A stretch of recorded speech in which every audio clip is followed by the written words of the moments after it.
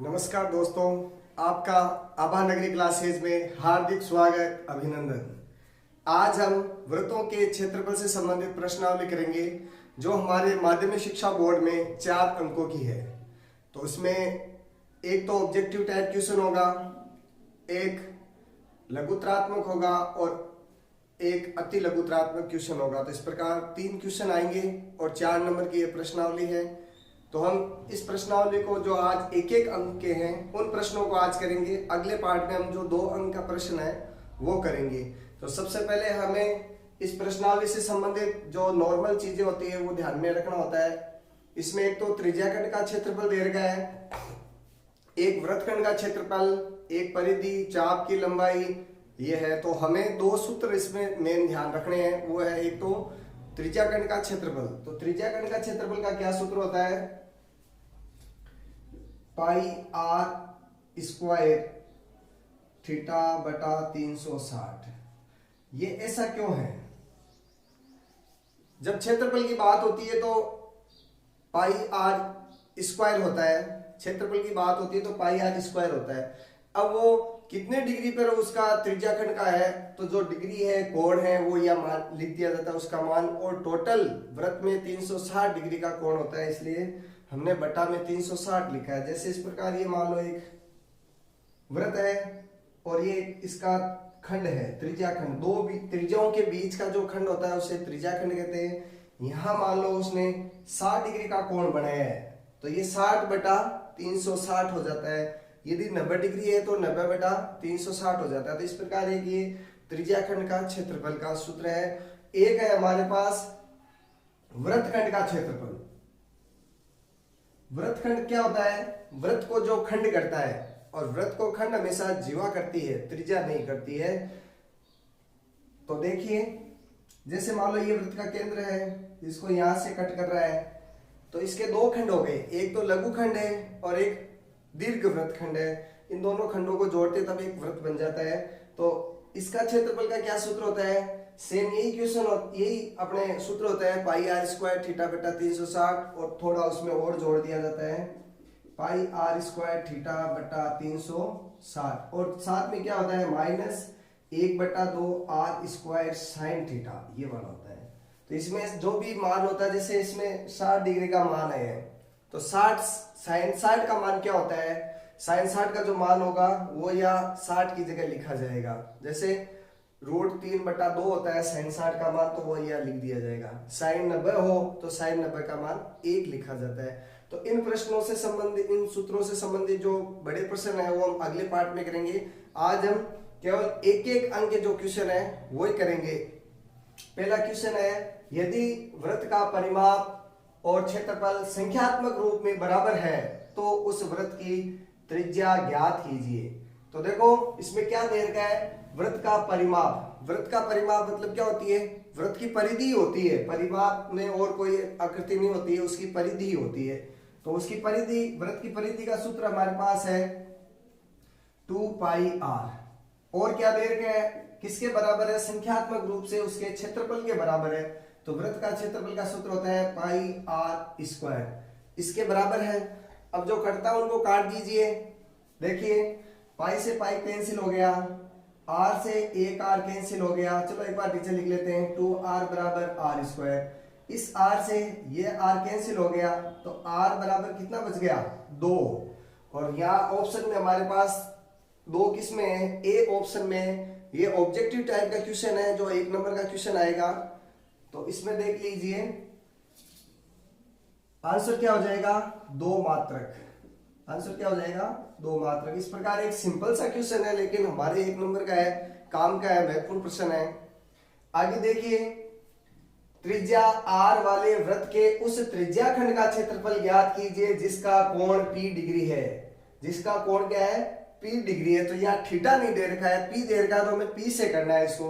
तो अभी हमने त्रिज्याखंड का क्षेत्रफल लिखा था, ये रहा, ये त्रिज्याखंड का क्षेत्रफल है। इसमें जहां थीटा है वहां p रख दीजिए।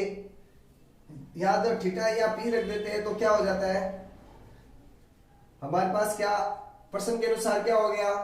पाई आर स्क्वायर p बटा 360। तो ये ऑप्शन में है क्या? कहीं पहले तो देखिए, बटा में 360 का है, ये 180 है, ये 180 है, तो दोनों नहीं होंगे। तो यहाँ एक तो यहाँ 360 है और यहाँ 360 से ज्यादा है। तो यहाँ 360 में देखिए 2 पाई आर, लेकिन हमारे हमारे पास क्या है, पाई आर स्क्वायर थीटा की जगह पी है, तो ये वाला ऑप्शन भी नहीं है। अब ये देखिए पाई आर स्क्वायर, ये 2 पाई आर स्क्वायर पी ये वाला, लेकिन इसमें नीचे क्या है 720 है। तो हम भी इसमें 720 लाने के लिए ऊपर नीचे 2 से मल्टीप्लाई कर लेते हैं।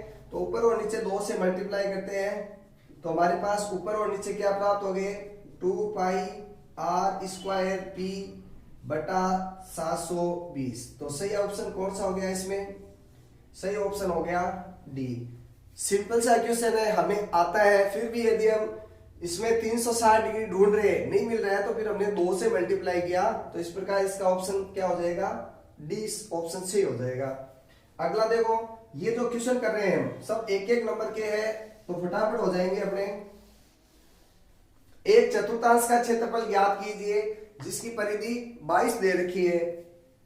तो वृत्त की परिधि का अभी सूत्र लिखा था 2 पाई आर, ये रहा ऊपर परिधि दे रखी है, उससे चतुर्थांश हमें पता है वृत्त के 4 चतुर्थांश होते हैं, 4 भाग करते हैं, इसको चतुर्थांश बोलते हैं। और चतुर्थांश में ये जो कोण होता है वो 90 डिग्री का होता है। कितने डिग्री का होता है, 90।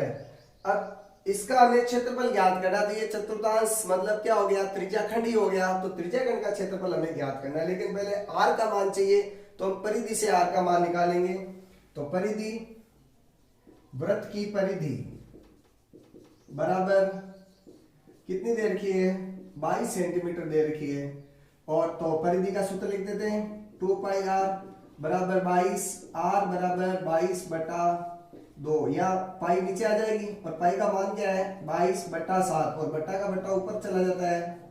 तो देखिए 22 से 22 कट गया, 7 बटा 2, ये क्या आ गई, इसकी त्रिज्या आ गई। यदि केवल त्रिज्या ही पूछते तो हम इसमें 2 का भाग दे देते, लेकिन हमसे पूछा है त्रिज्याखंड का क्षेत्रफल, इसलिए हम यहाँ 2 इसको रख ही रहे हैं। आगे देखिए त्रिज्याखंड का क्षेत्रफल का सूत्र क्या होता है, जो चतुर्थांश है वो त्रिज्याखंड है, तो चतुर्थांश लिखते हैं, क्योंकि यहाँ चतुर्थांश शब्द दे रखा है, चतुर्थांश का क्षेत्रफल। लेकिन सूत्र किसका लिखेंगे, त्रिज्याखंड का, पाई आर स्क्वायर थीटा बटा 360 डिग्री। पाई का मान 22 बटा 7 गुणा आर का मान 7 बटा 2, 7 बटा 2, और थीटा का मान इसमें कितना होगा, चतुर्थांश मतलब 90 डिग्री का है, हमने दे नहीं रखा, हमें समझना पड़ेगा इसको। तो ये 90 डिग्री हो गया। अब जो कटता है उनको काट दो, बटा 360, 0 से 0, 9 एकम 9, 9 चौक 36, ठीक है, 7 से 7, 2 से 11, तो 11 सत्ते 77 बटा 4, और जब इसका 4 का भाग देंगे तो इसका आंसर आ जाएगा।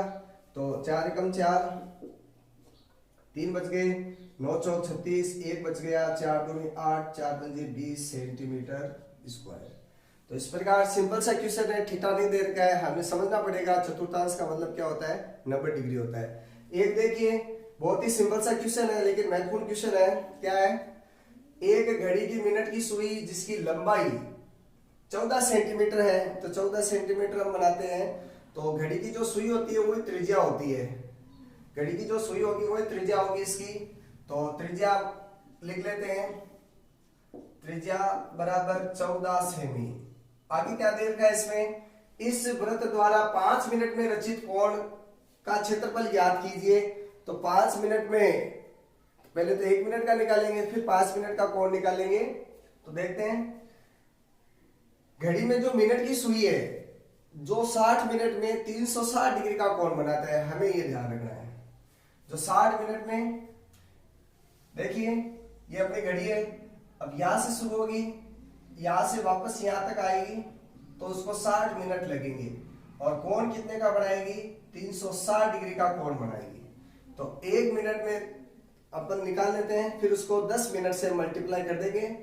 तो देखें, हमें पता है 60 मिनट में कोण बनाती है, 60 मिनट में कोण कितने डिग्री का बनाता है, 360 डिग्री का। तो 1 मिनट में 360 बटा 60, और हमें कितने मिनट में चाहिए, हमें 5 मिनट में चाहिए, तो 5 मिनट में मतलब इसी चूंकि इसलिए 5 मिनट में कोण तो 360 बटा 60 गुणा 5, तो 0 से 0 6 बार और 6 पंजे 30 डिग्री।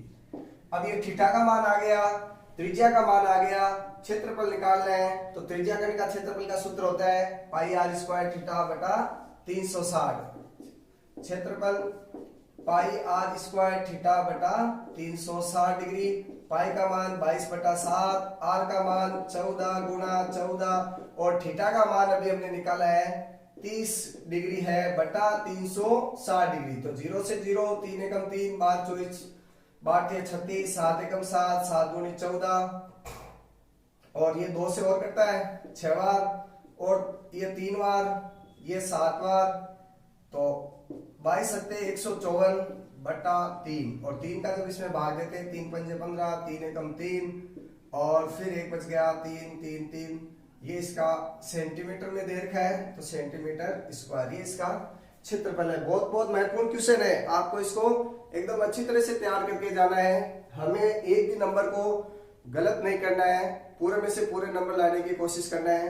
सिंपल क्वेश्चन है, जो भी ये क्वेश्चन है वो सभी महत्वपूर्ण है। आगे देखिए, किसी कार के प्रत्येक पहिए का व्यास 80 सेंटीमीटर है। यदि यह कार 66 किलोमीटर प्रति घंटा की चाल से चल रही है तो 10 मिनट में प्रत्येक पहिया कितने चक्कर लगाता है। चक्करों की संख्या पूछे। जब भी किसी की चीज की संख्या पूछे तो बड़ा क्षेत्रफल ऊपर आता है और नीचे जो क्षेत्रफल है वो छोटे का आता है। तो इस प्रकार चलो करते हैं इसको। ये एक बार बिठा देता हूं मैं।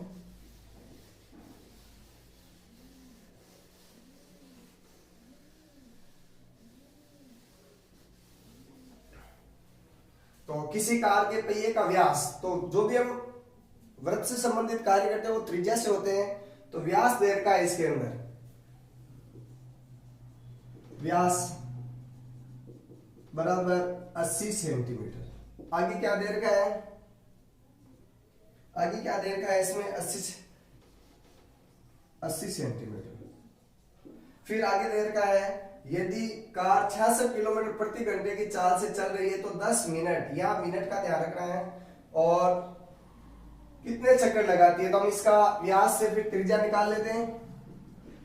त्रिज्या व्यास बटा 2 यानी कितने आ गई 40 सेंटीमीटर। और हमें ये सब किस में निकालने पड़ेंगे, मिनट में निकालेंगे। तो इसको भी मीटर में बदल लेते हैं तो 100 का भाग देंगे इसमें, तो 40 बटा 100 बराबर 0.40। फिर तो 0 पीछे कोई मतलब ही नहीं है, ये मीटर हो गया है। अब इसके द्वारा पहले सड़क का क्षेत्रफल निकाल लेते हैं। तो इसमें देखिए 66 किलोमीटर प्रति घंटा है, तो 1 घंटे में कितनी चलती है 66 किलोमीटर लिखते हैं। तो एक बार लिख लेते हैं 66 किलोमीटर, ये किसके बराबर होता है 66 गुणा 1000, यानी 66,000 मीटर के बराबर होता है। किसके बराबर होता है 66,000 मीटर, क्योंकि मात्रक हमें समान रखना चाहिए। तो एक चूंकि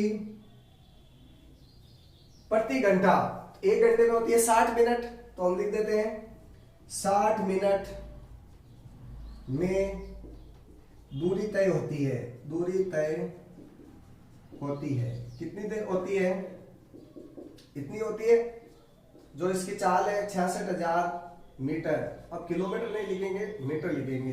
तो इसलिए 1 मिनट में दूरी तय होगी 66,000 बटा 60। अब हमें कितने मिनट में पूछा है, कितने मिनट में पूछा है 10 मिनट में पूछा है। तो 10 मिनट में कितनी दूरी तय होगी, 10 मिनट में दूरी तय होती है। तो इसको 10 से मल्टीप्लाई कर देंगे, 66,000 बटा 60 ऊपर 10 से गुणा हो जाएगा। जिस प्रकार अभी ये निकाला था ना 5 मिनट वाला, जैसे ये है। दोनों में से एक क्वेश्चन जरूर आएगा परीक्षा के अंदर, आप इनको मोस्ट मान के ही तैयार करेंगे। काटते हैं 0 से 0, 6 का इसमें 11 बार और 11 को इससे मल्टीप्लाई कर देंगे तो 11,000 मीटर ये दूरी आ गई। ठीक है, इसकी दूरी आ गई। अब पहिए का हमारे पास देखो, इसकी दूरी 10 मिनट में दूरी तय हुई है वो 11,000 मीटर है। अब हमें चक्रों की संख्या निकालनी है, तो चक्कर की संख्या, चक्रों की संख्या, तो अपने पास दूरी कितनी है, दूरी बटा, और जो पहिया है वो घूमेगा तो उसकी क्या होगी, परिधि होगी, तो परिधि, पहिए की परिधि, पहिए की परिधि, ठीक है। एक बार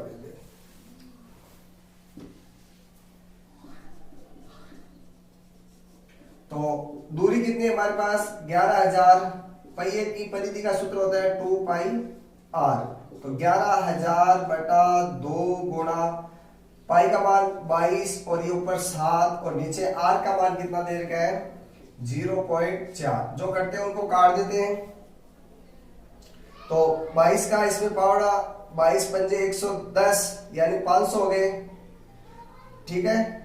और फिर 2 का इसमें देते हैं तो 250 हो गए, ठीक है। अब नीचे देखिए बटा में पॉइंट है तो ऊपर की ओर हम 10 से गुणा कर देते हैं, तो 250 गुणा 7 गुणा 10 और ये बटा में 4 है तो 4 से काटते हैं, तो ये तो 125 बार कट जाएगा 2 के पावड़े से, और ये 5 बार कट जाएगा, तो 5 को 7 से गुणा करते हैं, 5 7 35 और 125 से गुणा कर लें, 125 को 5 7 35 इससे गुणा करते हैं, 5 25 2 5 दूनी 10 12 1 और 6 5 3 15 3 दूनी 6 1 7 और 3 एकम 3, तो ये जोड़ते हैं 5 7 6 और 7 13 हासिल की 1, तो कितने हो गए भाई, कितने हो गए हमारे पास 4,375 चक्कर,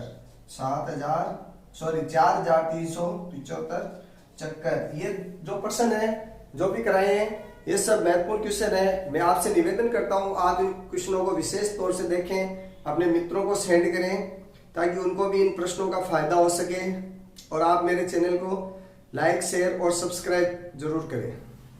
धन्यवाद।